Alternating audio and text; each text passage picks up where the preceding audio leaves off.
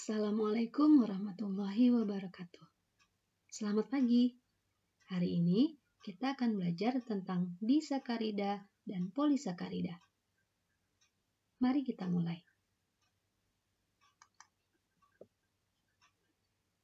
Disakarida adalah karbohidrat yang terdiri dari 2 unit monosakarida yang dihubungkan oleh suatu ikatan glikosidik. Ikatan glikosidik ini terdapat di dalam senyawa glikosida. Jadi, glikosida merupakan rangka utama dari disakarida. Kedua monosakarida dihubungkan oleh suatu atom oksigen yang diidentifikasi sebagai ikatan glikosidik.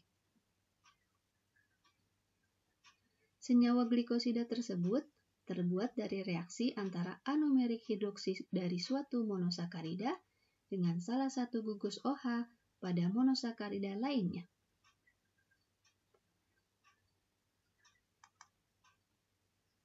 Berikut ini adalah contoh reaksi pembentukan disakarida secara teoritis. Anomerik hidroksi pada monosakarida sebelah kiri bereaksi dengan salah satu gugus OH pada monosakarida sebelah kanan, membentuk disakarida yang dihubungkan oleh ikatan glikosida yang ditunjukkan oleh atom oksigen. Perlu dipahami ya, bahwa sebetulnya pada pembentukan disakarida terjadi pelepasan H2O dari reaksi antara kedua gugus OH yang bereaksi. Tapi pada gambar ini tidak ditampilkan.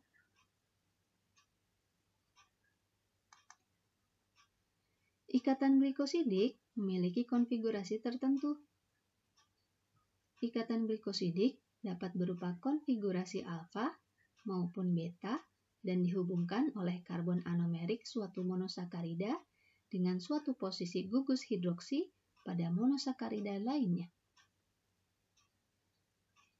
Mari kita amati cara penentuan konfigurasi ikatan glikosidik pada disakarida di bawah ini. Monosakarida sebelah kiri mereaksikan anomerik hidroksi yang berada di bawah alias alfa yang terletak pada karbon nomor 1 dengan gugus OH pada karbon nomor 4 monosakarida sebelah kanan. Sehingga konfigurasi ikatan glikosidik adalah alfa 1,4.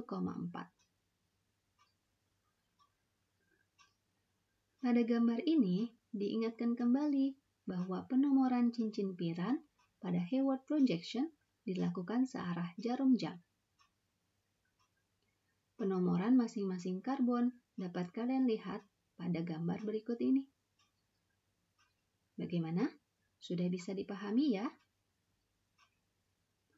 Mari kita cek struktur beberapa disakarida yang paling dikenal. Yang pertama adalah maltos.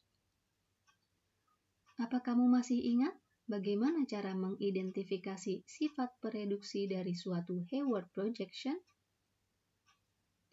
Ya, berdasarkan adanya anomerik hidroksi. Oleh karena maltos memiliki anomerik hidroksi, maka maltos merupakan gula pereduksi. Dengan adanya anomerik hidroksi tersebut, maka maltos juga bisa mengalami mutarotasi sehingga dalam larutan alfa D maltos dapat berkesetimbangan menjadi beta D maltos. Jika maltos dihidrolisis, maka terjadi penguraian menjadi penyusunnya kembali. Jika kita amati masing-masing struktur penyusunnya, dapat kita kenali bahwa struktur tersebut adalah 2 unit glukos. Jadi, maltos adalah disakarida yang terbuat dari 2 unit glukos. Inilah struktur yang digambarkan pada slide sebelumnya dengan konfigurasi ikatan glikosidik alfa 1,4.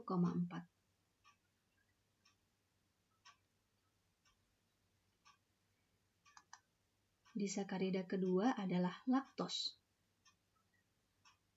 Senyawa ini juga memiliki anomerik hidroksi, sehingga merupakan gula reduksi dan dapat bermutar rotasi. Jika diamati strukturnya, laktos terdiri dari galaktos di sebelah kiri dan glukos di sebelah kanan.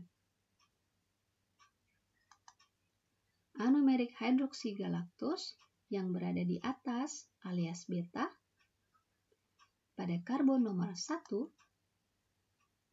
bereaksi dengan gugus OH pada karbon nomor 4, glukos. Sehingga konfigurasi ikatan glikosidik adalah beta 1,4.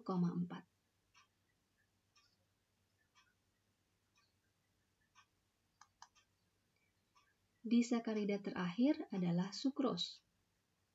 Strukturnya lebih unik dibanding dua disakarida sebelumnya. Ayo kita amati. Fokuskan pengamatan kalian pada atom oksigen ikatan glikosidik.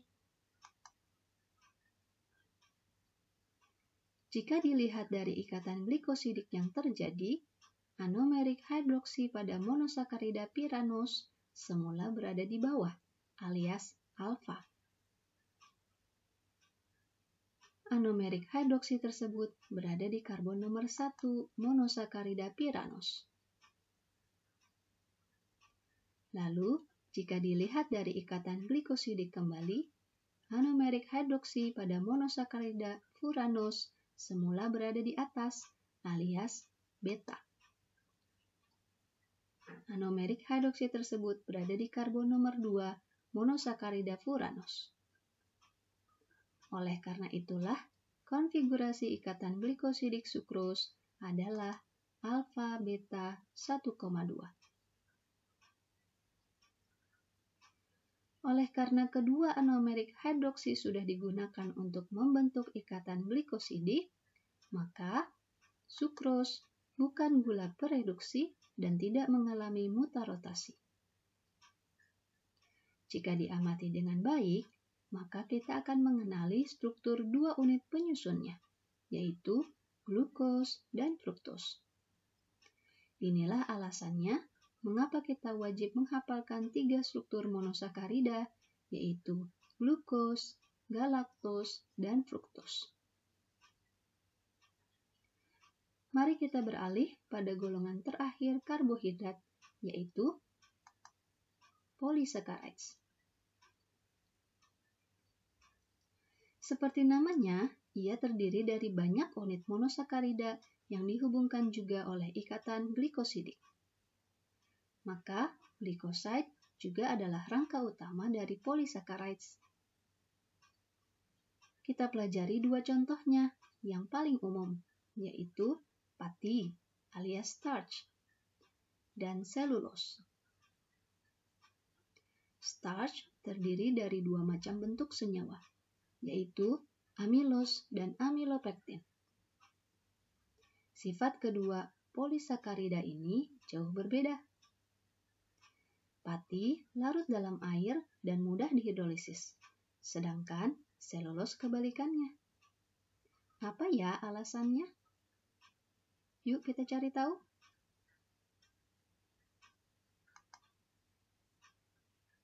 Inilah struktur amilos yang terdiri dari banyak unit monosakarida glukos.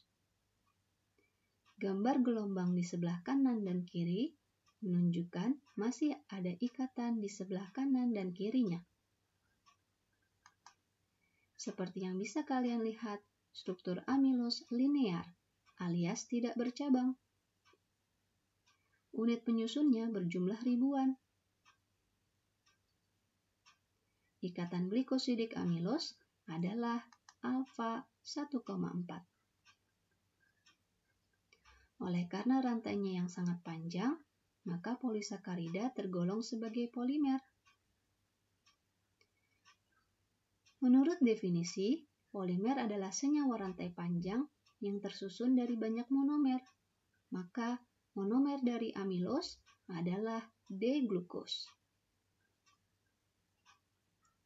Jadi, penulisan amilos dapat menggunakan rumus glukos dalam kurung N kali.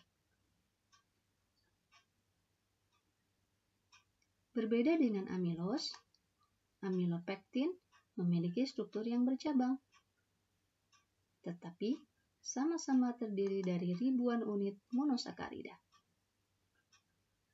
Rantai utama amilopektin dihubungkan oleh ikatan glikosidik alfa 1,4. Sedangkan cabangnya dihubungkan oleh ikatan glikosidik alfa 1,6.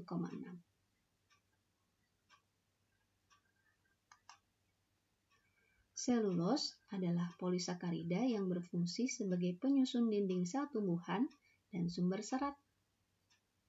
Seperti amilos, struktur selulos juga tidak bercabang dan terdiri dari ribuan unit glukos. Tapi, ikatan glikosidiknya menyebabkan sifatnya jauh berbeda dari amilos atau pati. Ikatan glikosidiknya adalah beta 1,4. Hal inilah yang membuatnya tidak larut dalam air dan sulit untuk dihidrolisis. Dan inilah rumus empiris dari selulos.